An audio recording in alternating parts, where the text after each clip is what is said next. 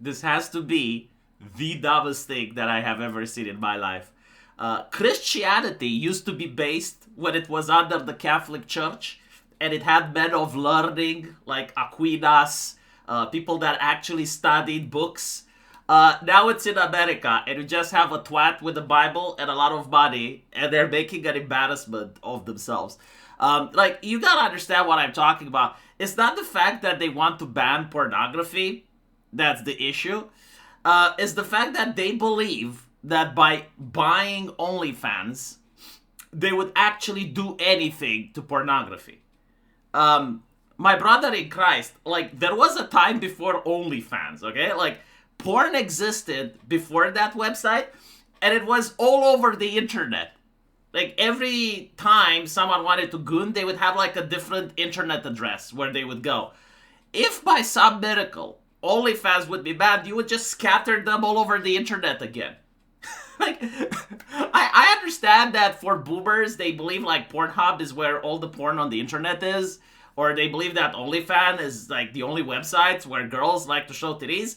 But the reality is a little bit more complex. And so, yes, like, there is this app called Prayer Lock, which has put a $47 million offer to acquire OnlyFans. And if I'm not mistaken, the OnlyFans revenue is actually in the billions. Because, like, again, it's like the website that centralized everything. And even now, like, there are still competitors. Like, there's Chaturbate, there's other places. That is pornography in maximum security prisons. Like, what on earth are we talking about? Like, how do you expect to ban it? But if they were to offer, like, a legitimate price, if they were to offer whatever OnlyFans is worth, I think, like, OnlyFans should take it. I think that they should be, okay, well, let's grift on the Christians then. And you actually take the money, and then you use the money to start another website. But I do think, like, this is a Christianic grift right here. And again, like, when you say Christians, like, what really pisses me off is that there are some denominations that hide under the umbrella. Because there is, like, some normal, decent Christianity. Like, you have the Orthodox, even the Catholics, right? It's mostly, like, the Bible thumpers from America that have, like, no systematic theology. They don't believe in mysticism anymore. They don't believe in any of that shit. It's all about moralizing, grandstanding, and virtue signaling.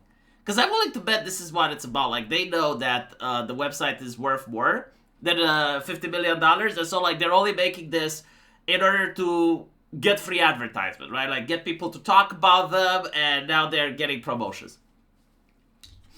Here's the interesting part, though, and this is something that a lot of people don't talk about.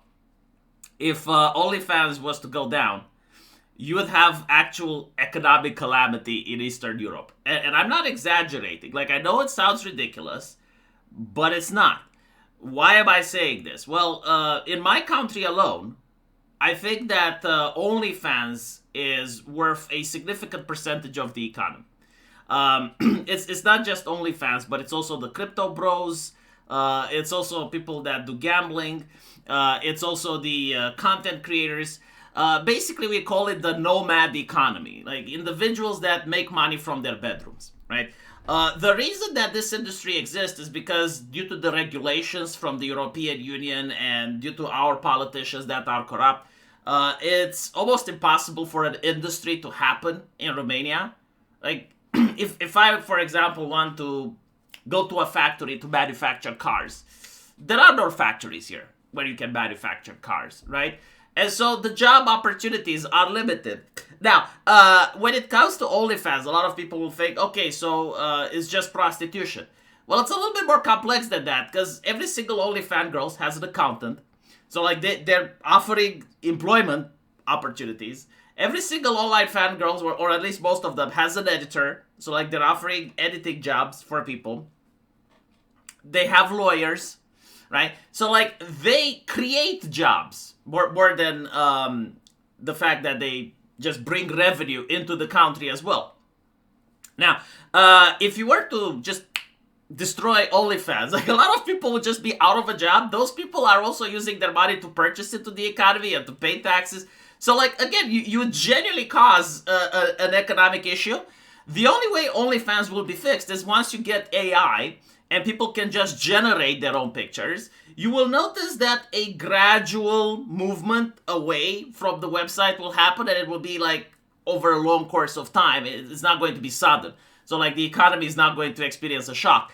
Now, a lot of people, they don't like to understand that life, especially like politics, is not about good or bad solutions. It's about trade-offs, right? So they will say, oh, so you support online prostitution.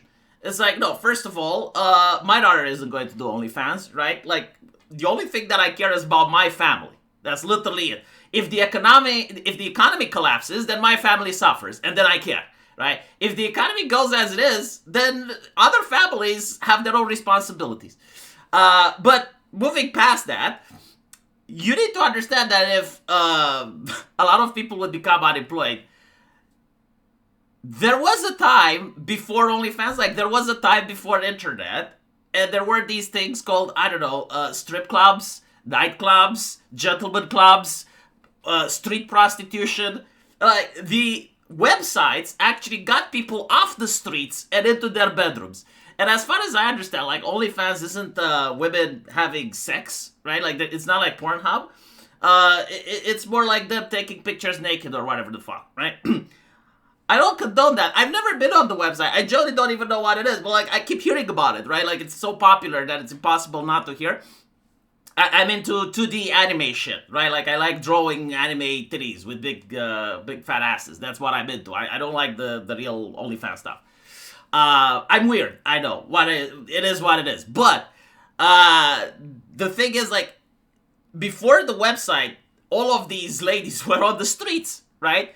And so if you don't actually fix the economy by creating alternatives, like by creating industry, by creating jobs, and you just decide to turn off the life support, well, what do you think is going to happen? Like, do you think people are going to be, oh, shucks, now I don't have an OnlyFans. Guess I'll starve. Guess I'll just sit here and do nothing. Like, no, they're going to do what people used to do before the internet. This is how pornography actually became a thing. Like, before World War I, at least in my country, you had actual brothels. And in most places in Europe, like legit brothels, they were official, they weren't illegal.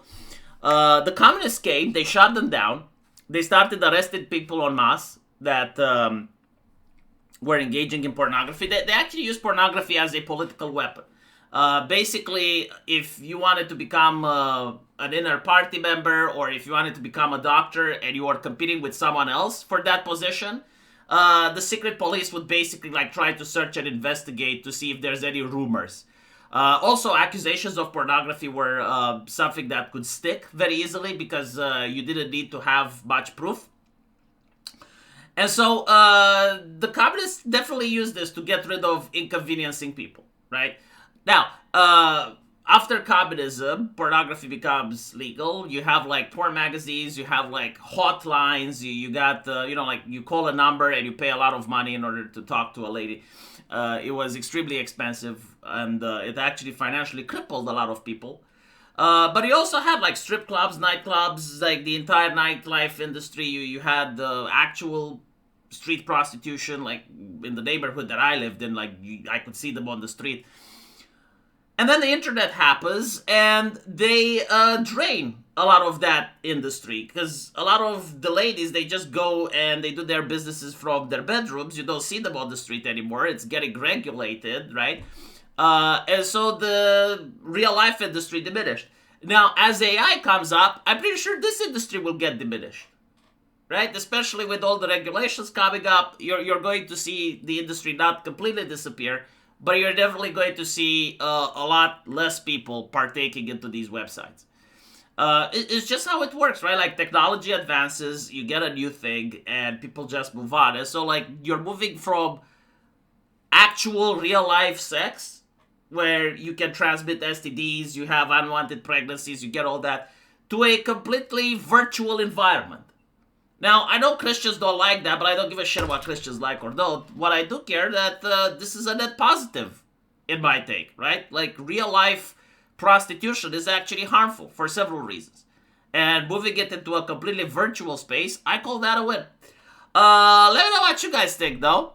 And as usual, I will see you in the comment section. Take care.